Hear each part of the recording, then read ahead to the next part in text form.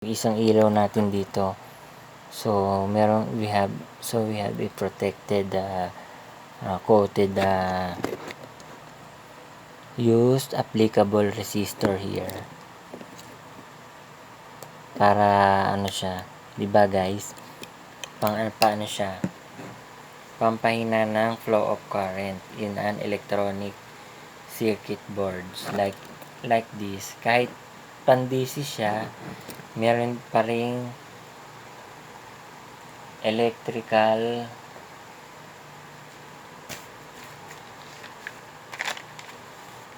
electron flow through external circuits na nanggagaling dito sa ating DC battery.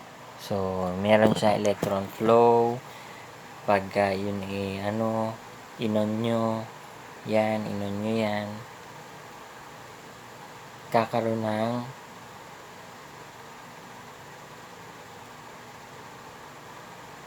electron flow yung electrochemical cells na tinatawag na process doon, basic components of an electrical cells coming from the AA size of battery of this Walkman. Okay?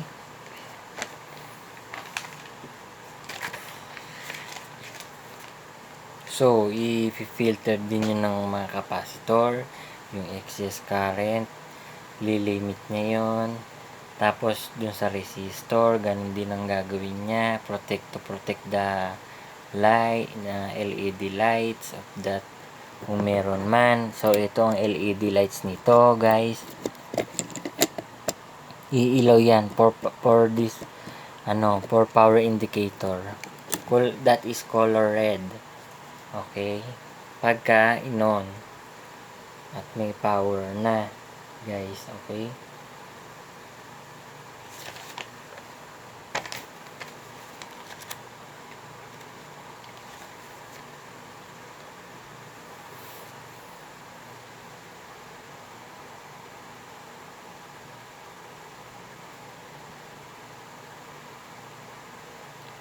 So, yun, yung resistor, pwede siyang makapag-provide ng specific voltage for an active device such as a transistor. So, yun, pwede rin pala siya resistor can give some specific voltages to the device like a transistor, yung katulad nito, guys. Ito kasi ay kind of transistor. So, hindi ko alam kung NPN or PNP itong type na transistor na ito. Ito siya, guys. So, ito, transistor yan. Yan, guys. Kita nyo naman. Yan, may number yan doon. Yan, nyo na lang kung anong number. Sasabihin nyo sa shop, sa e-shop kung ano. Yan, S9014 ang number niya. We have a 3 pin here. Yan. To solve. Okay. Mahal din to. 5 piso rin to, guys. Sa totoo lang. Dito, si resistor bigay din siya ng specific voltage like this transistor, or rather to some other type of IC transistor natin, guys. At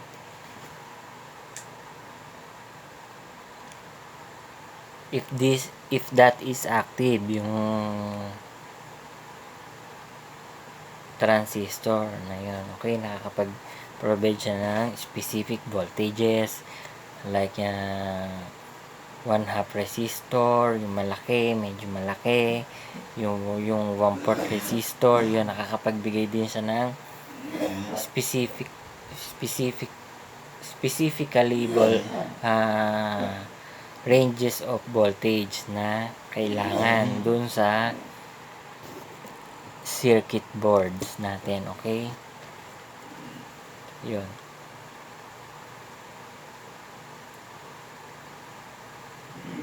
So, we have here a 4-band resistor again.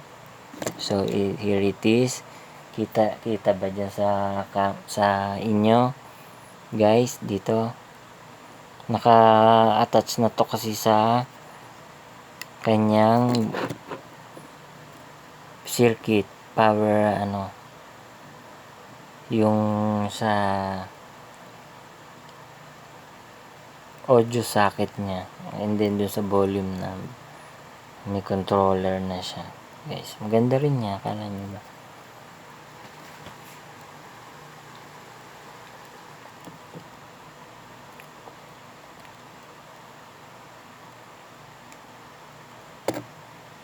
So, brown, 4 bands here, resistor, brown, black, orange, and then yung gold. I think I had discussed this, na-discuss ko na to kaninong umpisa kanina, guys. Naiulit ko naman pala sa aking draft. Okay, yung brown per significant figure, that is number 1. And then the second is black here. The significant number is 0. Orange yung kanyang multiplier. So, that is 10 to the third power. Okay, or 3. And then the gold is 4th significant figure color is gold. Positive, negative 5% ang kanyang tolerance. Okay, 1/4 watts ito. Okay, guys. Meron kasing mega ohms, yung mga mega ohms like nandun sa isa kong circuit boards na pang amplifier. Maliliit lang, na mas maliit pa dyan sa 1/4 size ng resistor natin, guys. Mega ohms na yata yung mga gano'n, which is ang tolerance is not the same as gold, kasi yung basic is gold, but yung merong isa kasi mega ohms na yata yung that which is 5 bands resistor, that is non-replaceable also yata. Hindi siya wala kasing mabili sa e-shop noon, hanggang 4 bands lang daw. So, kasi pag gano'n, ang tolerance is silver. So, that is 10% ang kanyang tolerance. So, guys.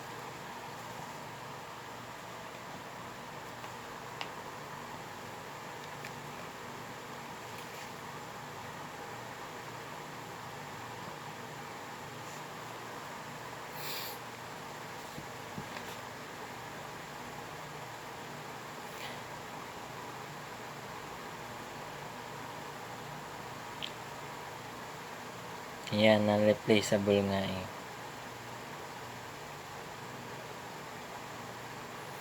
Times 102 na meron pala dito nun? Times 102 na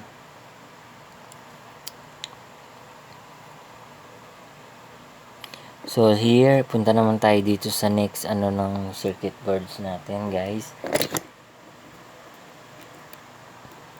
We have here X102 again. So, ano yung 102 na yun? So, yun. Malalaman natin doon yung kanyang value. Picofarads yun. 1,000 PF ang value, equivalent value niya nitong capacitor na to, no? So, meron din yan, same as here. 102, B102. Yung nandito. Ito kasi X. So, magkaiba ba yun, guys? What do you think? Drop your comments below.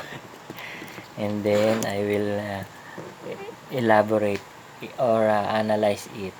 Kung same ba yung value ng X102 and then yung B102 na capacitor. Tantalong capacitor yun, guys. Kasi pag X102, 1000 PF yun or picofarads. If 1.0 nanofarads, so that is 1.0 NF. Okay. Yun.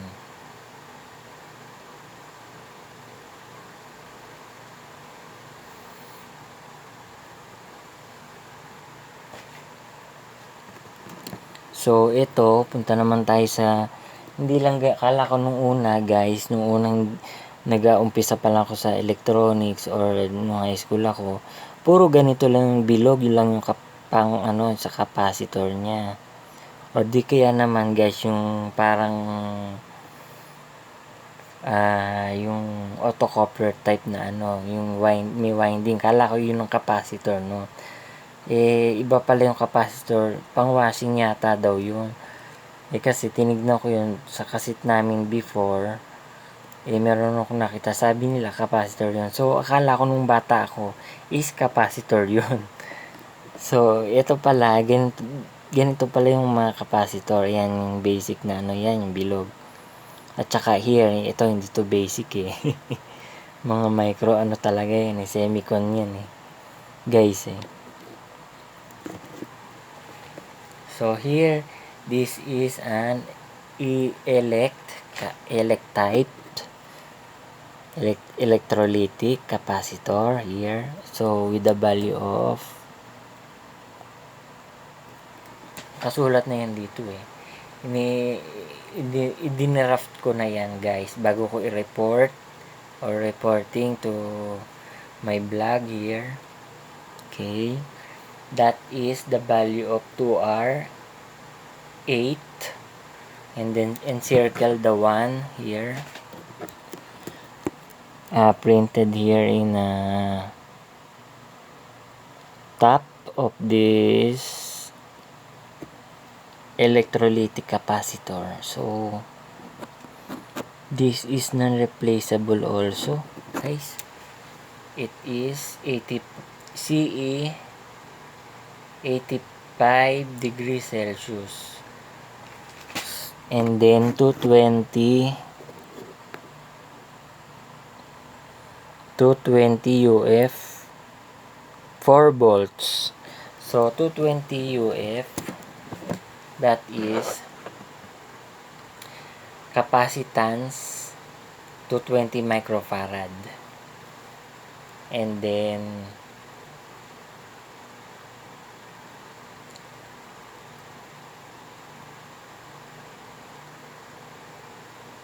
yun, so yun, 220 microfarads for that electrolytic capacitors. Okay,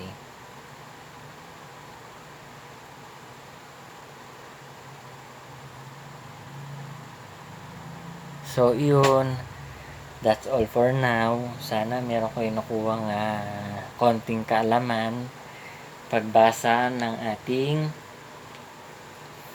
or kung meron kayo nakuhang konting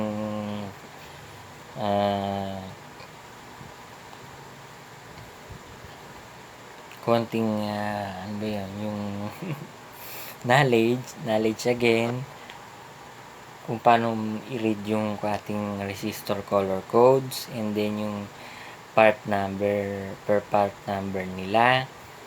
At dun sa capacitor, meron din yung mga part number na imprinted na dun sa nila.